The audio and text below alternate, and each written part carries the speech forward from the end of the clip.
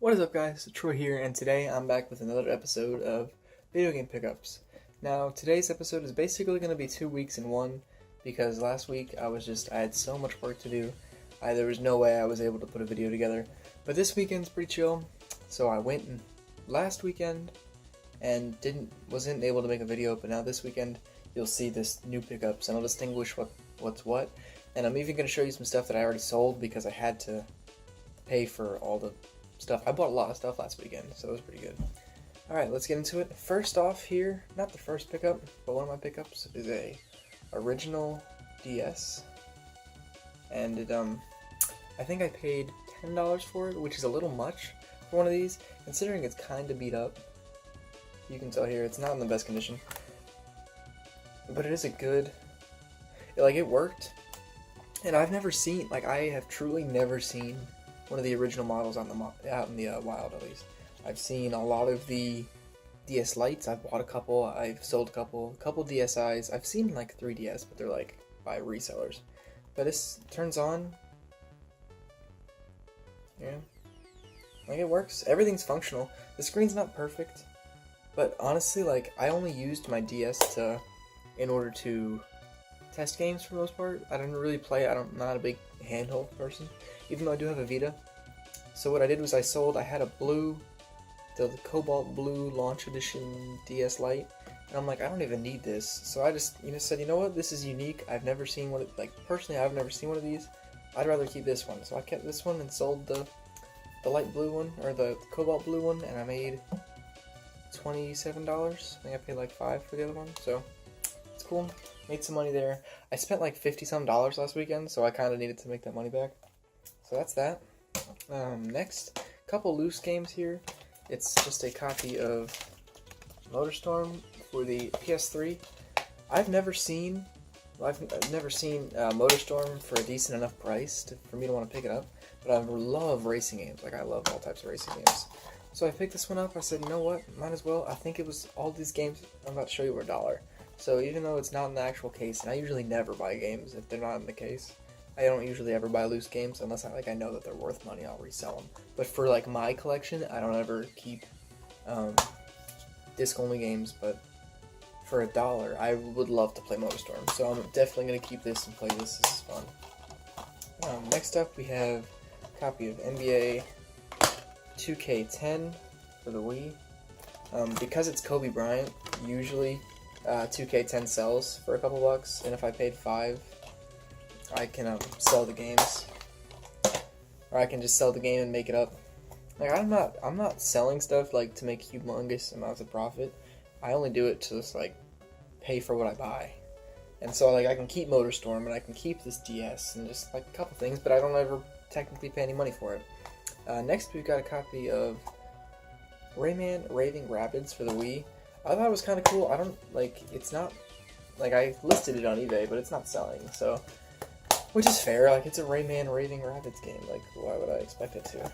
But it looked pretty good, and actually the manual was in really crisp condition, if I can get that out. It looked really, really nice. It's all clean. This was really nice and clean. I had it only up there for $5, it's a pretty cheap game. The next one is actually kind of a rare one. I found out that it was rare. I have it right now, but it's sold already. It's sold for, I had it listed originally for $7.75. And then I lowered it to $6.99 because the 99 changes people's perspective on it. But it is Downhill Domination for the PlayStation 2. And it's actually kind of a rare game. It's if you've ever seen, it's Motocross Madness or Moto Madness or something for the PS2. It's you can drive around and beat people up. But this is actually when I tested it, I had a lot of fun with it. And I almost if I wasn't negative, if I didn't lose money that week, I would have kept it, but I needed it to be even so that I'd have more money this week, which was good because I needed it. You're literally driving a bike downhill and punching people. You can do these crazy flips and tricks and stuff, and you can also just beat them up, just start kicking them and stuff. It's pretty fun. I thought it was cool, but this sold already. It sold yesterday. I need to after this video, I'm gonna go package it up and ship it out. So that's all the stuff I got. Actually, that's not true. I I bought a PlayStation 2, a fat model PlayStation 2, and it was for $22 because the guy wanted $25. And I said, "Sir, I've got my wallet. I have $22 left. I spent that much money over the weekend. I only had that much left." So he said, "Merry Christmas" or something. It's like, lucky day. I'm like, whatever. So I had 22. I gave him $22. It was a complete PS2 with everything except for the memory card, and it had 2 controllers with it. 2 controllers, power, AV, and the console for 22. I'm like, that's not bad for a fat PS2 because they go for $40. Well, I get home and then one of the controllers doesn't work. But both, like, they were Mad Cats, like the blue aftermarket garbage things. I'm like, what am I going to do with this? So I just threw them away. I had a couple extra PS2 controllers, bundled a controller with it. I had a couple games. I had, like, MLB 10 The Show. I had a copy of Star Wars something. Star Wars Episode 3, I had a copy of. Star Wars Episode 3. And then I had a copy of something else. Guitar Hero 3. I just threw those in there just so that they had some games with it. And like the hard drive adapter and the little disc. I actually had a spare one that I don't ever use because my fat PS2 is it's literally in pieces next to me. So I didn't need it. So I bundled that together. I got $40 for it. That was pretty good. I paid $22. Total probably closer to $30, and I paid $2 extra for shipping that I didn't ask for enough money for shipping. Which is fine. I knew I was doing that when I did it, but I just wanted to. Anyway, doesn't matter. So next I'm going to grab the other games here. Put them over here so you don't see them. Yeah. Alright. So, first off, I bought these two first. I bought a copy of Halo 3 for the 360.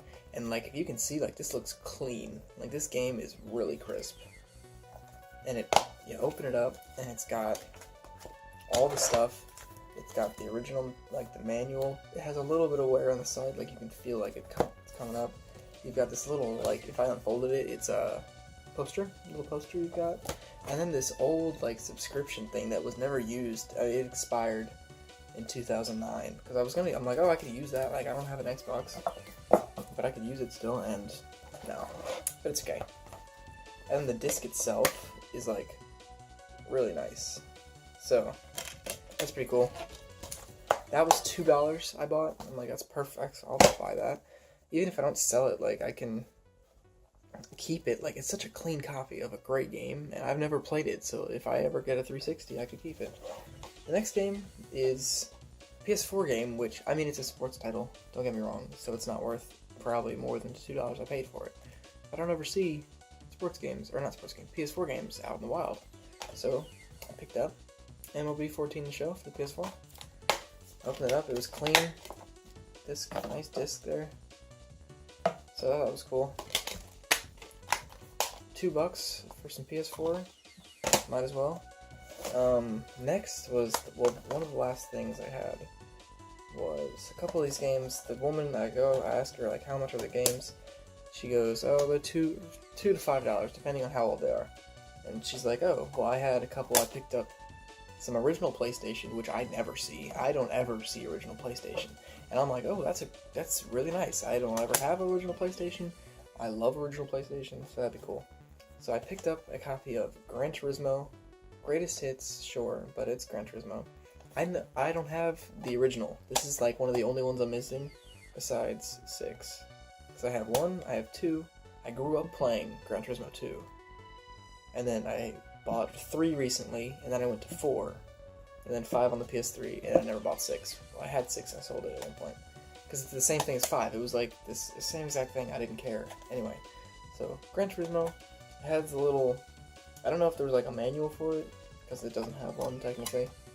But it is only 1 disc, which is kind of why it's cool that it's in this 2-disc case. I like these a lot, so that's cool.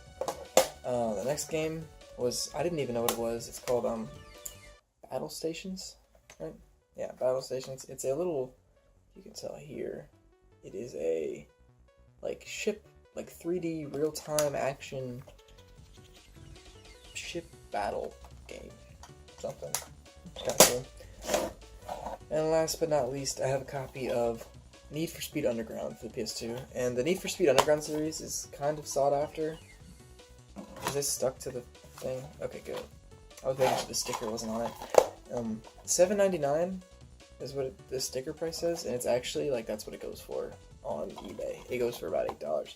So I figured I paid say $8 for all these, right?